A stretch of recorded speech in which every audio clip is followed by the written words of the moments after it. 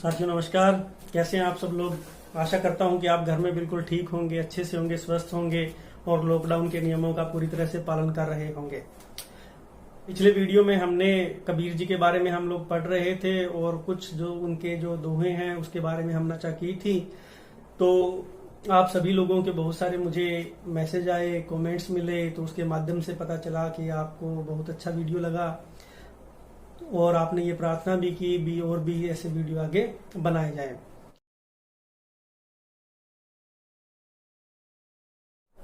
विरह भोंगम तन बसे मंत्र न लागे कोय, राम वियोगी न जीवे जीवे तो बोरा होय।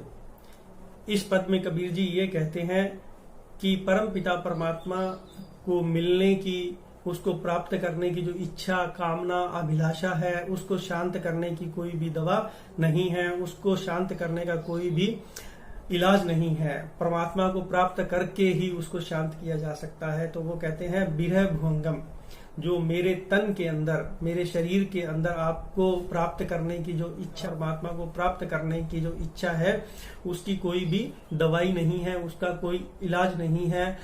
और आगे वो कहते हैं राम वियोगी न जीवे, कि परमात्मा का भक्त है वो परमात्मा को प्राप्त किए बिना जी नहीं सकता, क्योंकि उसके पास प्रभु भक्ति के अलावा और कोई साधन और कोई काम उसके पास नहीं है।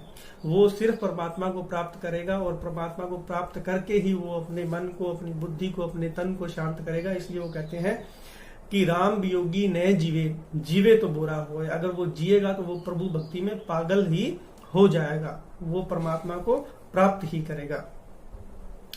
अगला दोहा है निंदक नेड़ा राखिए आंगन कुटी बंधाए, बिन साबन पानी बिना निर्मल करे सुभाए। कबीर जी का ये दोहा बहुत प्रचलित है और आज के समय में बहुत प्रयोग किया जाता है।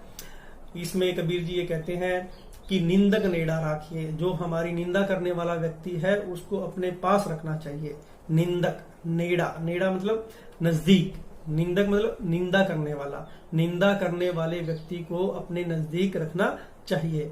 नजदीक, कितना नजदीक? तो वो कहते हैं आंगन कुटी बंधाए। आंगन, आंगन मतलब अपने घर के पास, कुटी मतलब उसकी कुटिया, कुटी मतलब उसका घर या जो उसका निवास स्थान है वो हमारे पास में रहना चाहिए। तो आंगन कुटी बंधाए बिन साबुन पानी बिना, और बिना साबुन के और बिना पानी के वो व्यक्ति हमारे स्वभाव को निर्मल करता रहेगा। इससे आशय ये है कि कोई भी हमारा निंदा करने वाला व्यक्ति होगा, जो हमारी निंदा करता है, वो हमारी कमियों को, हमारी खामियों को समय समय पर उजागर करता रहेगा और उन कमियों को हम विधिवत रूप से उसको दूर करेंगे तो हमारा स्वभाव है वो निश्चय ही सरल हो जाएगा, अच्छा हो जाएगा और स्वच्छ हो जाएगा। अगला दोहा है, कबीर जी ये कहते हैं पोथी पढ़ पढ़ जग मुआ, पंडित भयान कोय, एके आशीर पीव का पढ़े सो पंडित होय। पोथी पढ़ पढ़ जग मुआ, कहते इस संसार में इतने सारे, बहुत सारे लोग हुए हैं और उन्होंने पोथियां, पोथियां मतलब किताबें, उन्होंने बहुत सारी किताबें पढ़ी हैं और कोई भी पंडित नहीं हुआ है। पंडित शब्द का अभिप्राय यहाँ किसी समुदाय या किसी जाति विशेष से नहीं है, बल्कि ज्ञान से है। जिस व्यक्ति को ज्ञान होता है उसको पंडित कहा जाता है। तो उन्होंने कहा है कि पोथी पढ़ पढ़ जग मुआ, पंडित भयान कोय, कि दुनिया में बहुत सारे लोगों ने बहुत सारी किताबें पढ़ी हैं और कोई भी पंडित नहीं हुआ है। और कहते हैं एक के आशीर पीर का, एक के मतलब एक, आशीर मतलब अक्षर, वो कहते हैं कि एक अक्षर, पी मतलब प्रेम, और कहता है एक ही अक्षर है, वो अक्षर है प्रेम। अगर उस प्रेम के मार्ग पर चलने से, अगर हम सभी लोग प्रेम के मार्ग पर चलेंगे, एक के अक्षर पीव का पढ़े सो पंडित हो, तो वो कहते हैं कि अगर सभी लोग प्रेम के रास्ते के ऊपर चलेंगे, प्रेम को अपनाएंगे, तो सभी पंडित बन जाएंगे। क्योंकि पूरे इस विश्व में एक प्रेम ही है जो हम सभी को एकत्रित करके रख सकता है।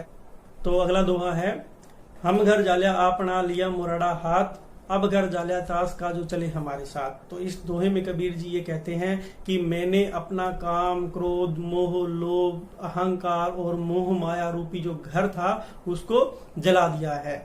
यानी मुझे प्रभु की प्राप्ति हो गई है, मुझे ज्ञान की प्राप्ति हो गई है। तो वो कहते हैं हम घर जालिया आपना, मैंने अपना घर कौन सा, काम, क्रोध, मोह, लोभ, अहंकार, मोह माया रूपी जो घर था वो मैंने जला दिया है। और लिया मुरड़ा हाथ, मुरड़ा मतलब मशाल, अब मेरे हाथ में जो ज्ञान की मशाल है, अब मेरे हाथ में ज्ञान का मुरड़ा है। तो वो कहते हैं कि हम घर जालिया आपना, मैंने अपना जो घर है, अज्ञान रूपी घर है, उसको पूरी तरह से जला दिया है और अब ज्ञान की जो मशाल है वो मैंने हाथ में ली हुई है।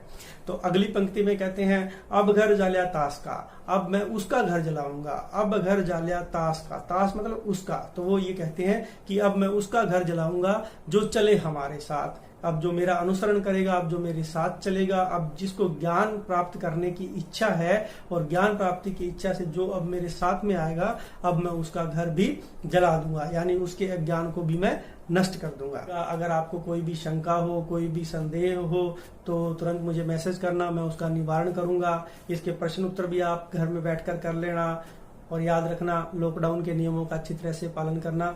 धन्यवाद।